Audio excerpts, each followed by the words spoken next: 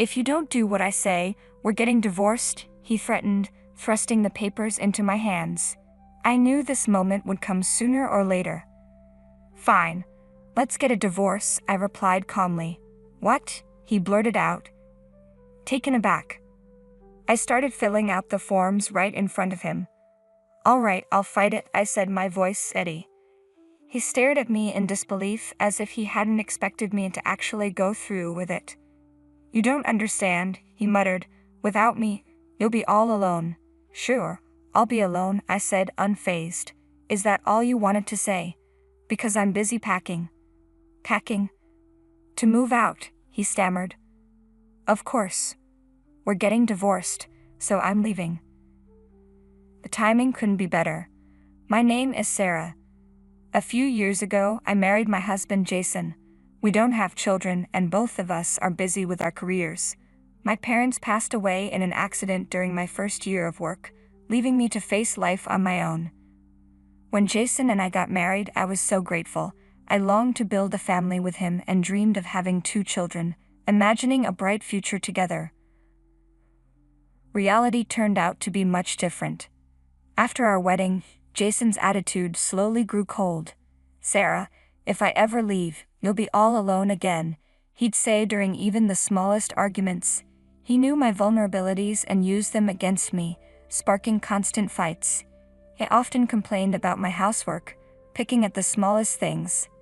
Stir-fried vegetables for dinner? He'd scoff. This is food for old people. Didn't I call you earlier to ask what you wanted for dinner? You said, whatever. Yes, but I still think a good wife should figure out what her husband wants and make it. I was craving pala tonight. Then why didn't you say so? You expect me to just know without asking. No matter what you cook, I'd still have something to complain about. What? What did you just say? I work just as hard as you do, and I'm the only one handling all the housework. Don't start with that. Before we got married, you said you enjoyed doing housework.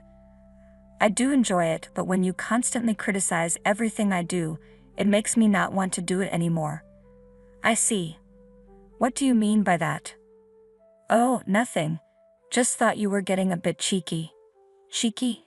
If that's what you think, it means you don't respect me. I don't like that about you either. Always overanalyzing. I don't want a wife who talks down to me like this. Here we go again. Next, you'll probably remind me that I'm all alone in the world.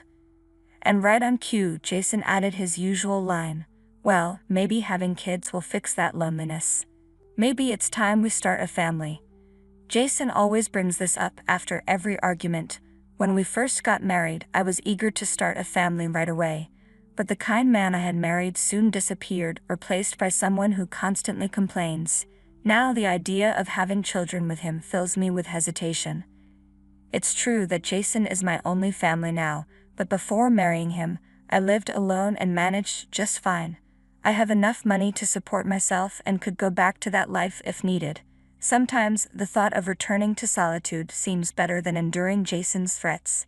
If we had a child, I fear I would spend my life enduring his abuse, and he would likely direct that abuse at me in front of our child. I can't shake this fear, and it leaves me feeling stuck. Jason doesn't like my reluctance, but he doesn't understand my reasons either.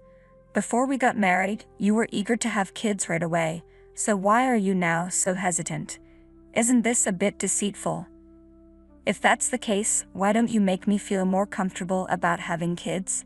Are you going to keep criticizing my cooking, my housework, and the way I fold clothes even in front of them? I'm not criticizing. I'm just expressing my thoughts. That's just how it sounds to you because you're overly sensitive. Maybe your personality was affected by not having parents during your childhood. What are you talking about? Are you trying to make me look foolish? I'm not making a fool out of you, Jason said with a dismissive grin. The look on Jason's face was clear proof that he was making a fool out of me. And to make matters worse, there was my mother-in-law. Any grandchildren yet? She would ask every time I visited her house. That's right. You should ask her about it too. She's not contributing at all, Jason would say.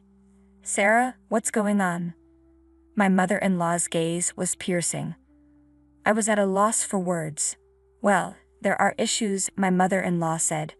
Jason, you need to discuss this with Sarah. I do talk to her all the time, but this woman. Don't call her this woman. Just make sure you and Sarah work things out, all right? All right, I understand. Jason replied. My mother-in-law is a quiet person. Since her husband passed away, she has been living alone. She means well, but her constant question, any grandchildren yet, weighs heavily on me. I can see how much she's looking forward to becoming a grandmother, so I can't bring myself to tell her that I'm unsure about staying married to her son because of his personality. I had no choice but to keep my concerns to myself. Then my mother-in-law had an accident. I received a call from Jason and left work early to rush to the hospital. I arrived before he did. I'm sorry for the trouble. How is mother? I'm okay, just a broken leg, she said with a weak smile. Oh my God, you don't need to cry like that, she reassured me, though I couldn't hold back my tears. I'm sorry, I was terrified I might lose you too. I was so worried on the way here. Oh well, I guess Jason didn't tell you. I'm sorry for making you worry and for reminding you of what happened to your parents. This was the first time my mother-in-law and I had a deep conversation. You should head home now, she said gently. But I want to wait for Jason. I'll go home with him, I replied. She sighed. He's not coming, so you might as well go home. That can't be true, I said, not wanting to believe it. I'm his mother. I know, she said firmly.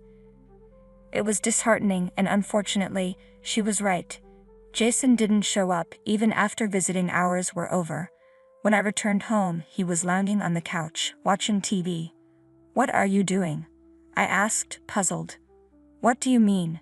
Jason replied, feigning ignorance. You called me to say your mother had an accident today, so why didn't you come to the hospital? Oh, I figured you'd handle it. One person's enough, right? She's still alive, so it's not a huge deal. She's your only mother, I pointed out. Shut up. Just make me something to eat. I'm starving. You haven't eaten. Of course not. Why should I spend my own money when you're cooking? I'm not cooking. I'm going to bed, I said firmly. Don't you dare talk to me like that. If you make me angry, I'll divorce you, you know, Jason threatened. Then go ahead and do it. I was hungry, but Jason's words and actions had irritated me so much that I decided not to cook for him. I stayed in the bathroom, determined not to give in. The next morning he was already gone. From that day on, he never came back, presumably staying at his parents' house. I left him there. After work that day, I hurried to the hospital to see my mother-in-law. I chose not to mention Jason. I didn't want to add to her worries. I made it a point to visit her every day while she was in the hospital. Thank you so much, said Sarah. I know you and Jason aren't getting along, but I really appreciate you being there for me. I'm sorry. You don't need to apologize, I replied softly. I can guess what's been happening. Understand you didn't want to have children, and he must have caused you a lot of distress. I didn't know how to respond to my mother-in-law's insight, so I remained silent.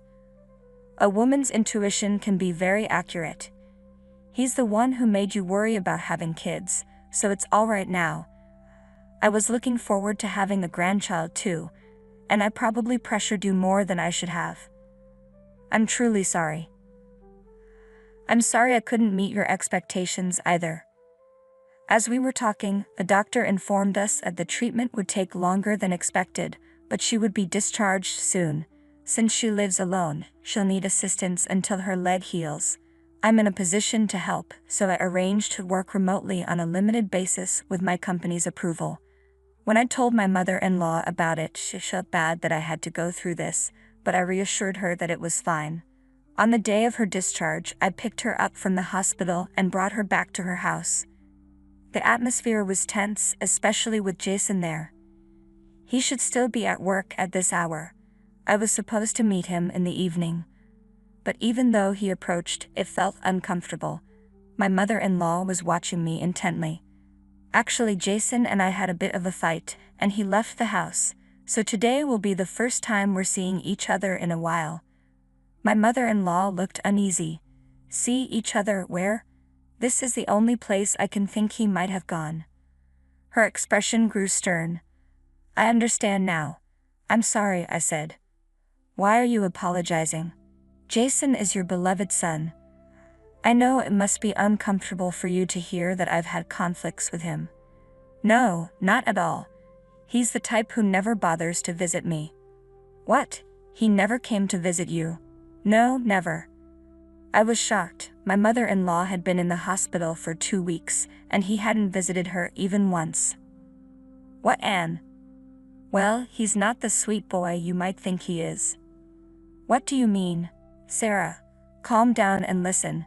He doesn't have a key to this place, so he's not here. That means it's fine.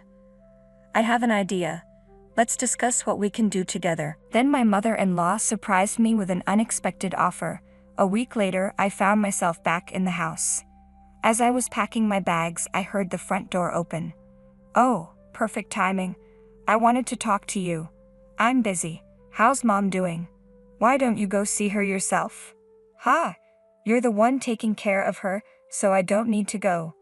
Besides, you're supposed to be looking after Mom. If you don't do what I say, we're getting a divorce. He handed me the divorce papers. Had been expecting this sooner or later. All right, then let's get a divorce, I said, filling out the divorce papers right in front of him. Fine, I'll fight for myself, Jason replied, looking taken aback. You don't understand, do you? Without me, you'll be all alone. Yeah, all alone. Is that all you have to say? If so, that's enough. I'm busy preparing to move out. Where are you moving to? What? Isn't it obvious? I'm divorcing you and moving out. The timing is just right. And who will take care of Mom? Don't worry. I'll make sure your mother is taken care of. You're an idiot, you know that. If you stood up for my mom, you'd get your inheritance. When she dies, I'll be the one to inherit everything as her only son. You're not my son anymore. Earned in surprise as my mother-in-law appeared in the doorway. Oh, what are you doing here, Mother? You need nursing care, don't you? I came to help Sarah move out, you idiot. I can manage on my own with these crutches. My real child is Sarah. I don't need someone who's just after my inheritance while I'm still alive. You won't get a thing. I'm divorcing her. That means she won't be entitled to any inheritance. I'm in the process of adopting a child. What? I'm also in the process of making sure you're disqualified from inheriting anything. You won't get a penny of my money. Oh, that's why I wanted kids. I thought if I had children, they'd be entitled to the inheritance. That's why I pushed for having kids as soon as possible. You're hopeless. You're more of an idiot than anyone could imagine. If you have a child, I'll make sure that child is disqualified from inheriting as well. You old. Jason tried to grab my mother-in-law, but I quickly intervened, pushing him aside and taking her by the hand as we left the house. Hey, are you his wife? A strange woman stood in front of our house. Oh, it's you. You're the one he's been having an affair with. What? Well, for now. Did you sign the divorce papers? Please get out of this house as soon as possible.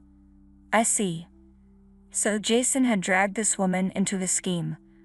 I was taken aback by her sudden appearance, but felt no sympathy for Jason's affair. Instead, I was relieved to know I could secure alimony. When Jason showed up, he flinched at the sight of me with his girlfriend. You're the one who made her wait here. So you were having an affair, huh? Thanks for the confirmation. I'll be sure to get my alimony. Jason stood there, dumbfounded as my mother-in-law and I got into the car and drove away. We went straight to the city office and filed the divorce papers. I then pursued alimony from both Jason and his girlfriend. Despite their excuses, their affair was easily exposed through the girlfriend's social media. They transferred large sums of money to me. It turned out the girlfriend was after my mother-in-law's inheritance, and she vanished from Jason's life once she realized he wouldn't inherit anything. It was clear they were both motivated by money. Jason made several attempts to reconcile by visiting my parents-in-law's house, but his mother refused to see him. I blocked his contact information early on, and though he called from unknown numbers a few times, I didn't answer. Since then, my mother-in-law's leg has fully recovered, and she's thriving with no lingering effects. I'm deeply grateful to her for suggesting that I move on. Now, several years later, I'm still enjoying life with my mother-in-law. I'm no longer alone. We've formed a close-knit family, bound not by blood, but by the care we share. I plan to continue living my life with her, as she is like a mother to me. It's unforgivable to take your spouse for granted and treat them poorly. Jason's reasons for wanting children were selfish and misguided, and he will never find happiness. I hope Sarah and her mother find happiness in the future. Thank you for watching.